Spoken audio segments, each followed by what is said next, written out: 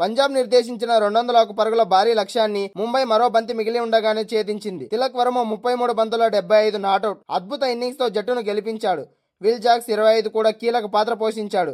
IPL 2026లో play offs race ఆసక్తికరంగా మారుతున్న వేళ ముంబై ఇండియన్స్ 6 వికెట్ల తేడాతో పంజాబ్ కింగ్స్ కు ఊహించని షాక్ ఇచ్చింది. సీజన్ ఆరంభంలో అగ్రస్థానంలో ఉన్న పంజాబ్ ఇప్పుడు వరుసగా 5వ ఓటమిని చూసి ప్లే ఆఫ్స్ అవకాశాలను క్లిష్టం చేసుకుంది. ఐపీఎల్ 2026 ముగింపు దశకు చేరుకున్న వేళ ముంబై ఇండియన్స్ జట్టు పంజాబ్ కింగ్స్ కు దిమ్మ తిరిగే షాక్ ఇచ్చింది. ప్లే ఆఫ్స్ అవకాశాలు మెరుగుపరుచుకోవాలంటే తప్పక గెలవాల్సిన మ్యాచ్లో ఆడిన పంజాబ్ కింగ్స్ ను చిత్తు చేసింది. చివరి ఓవర్ వరకు ఉత్కంఠభరితంగా సాగిన మ్యాచ్లో 6 వికెట్ల తేడాతో విక్టరీ నమోదు చేసింది ముంబై ఇండియన్స్.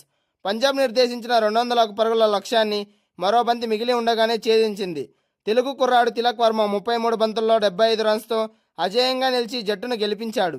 ఈ మ్యాచ్లో టాస్ ఓడి బ్యాటింగ్కు దిగిన పంజాబ్ కింగ్స్ నిర్ణీత 20 ఓవర్లలో 8 వికెట్ల నష్టానికి 200 పరుగులు చేసింది. ఓ దశలో 140తో నిలిచిన పంజాబ్ కింగ్స్ తక్కువ స్కోర్కే పరిమితం అయ్యేలా కనిపించింది.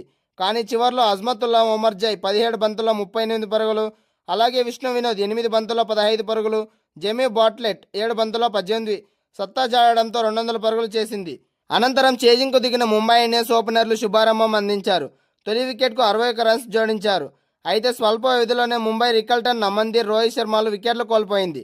దీంతో పంజాబ్ కింగ్స్ మరోసారి రేసులోకి వచ్చింది. కానీ తెలుగు క్రికెటర్ తిలక్ వర్మ పంజాబ్ విజయానికి అడ్డుగోడలా మారాడు. 33 బంతుల్లో 75 రన్స్ చేసి జట్టును ఒంటి చేత్తో గెలిపించాడు.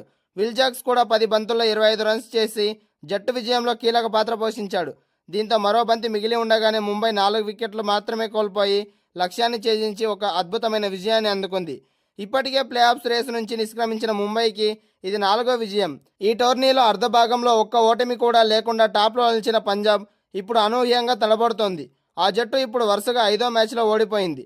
టాప్ 2లో నిలిచే అవకాశాలని సంక్లిష్టం చేసుకుంది. మిగతా 2 మ్యాచ్ల్లో గెలిచిన ఆ జట్టు ప్లే ఆఫ్స్ చేరాలంటే మిగతా మ్యాచ్ ఫలితాలపై ఆధారపడాల్సి ఉంటుంది. ముంబై ఇండియన్స్ జట్టుకు సరికొత్త కెప్టెన్ వచ్చాడు. హార్దిక్ పాండ్యా గాయం వల్ల, సూర్యకుమార్ యాదవ్ వ్యక్తిగత కారణాల వల్ల పంజాబ్ కింగ్స్తో మ్యాచ్కు దూరం కావడంతో స్టార్ బౌలర్ జస్ప్రీత్ బుమ్రా తొలిసారి సారథ్యం వహించాడు. ధర్మశాల వేదికగా జరుగుతున్న ఈ మ్యాచ్లో టాస్ గెలిచిన బుమ్రా బౌలింగ్ ఎంచుకున్నాడు. ముంబై జట్టులో 2 మార్పులు జరగగా, అలాగే ప్లే ఆఫ్స్ రేసులో నిలవాలంటే ఖచ్చితంగా గెలవాల్సిన ఒత్తిడిలో ఉన్న మ్యాచ్లో పంజాబ్ కింగ్స్లో ఏకంగా 3 మార్పులు చేశారు. అయినా కూడా మ్యాచ్ గెలవలేకపోయారు.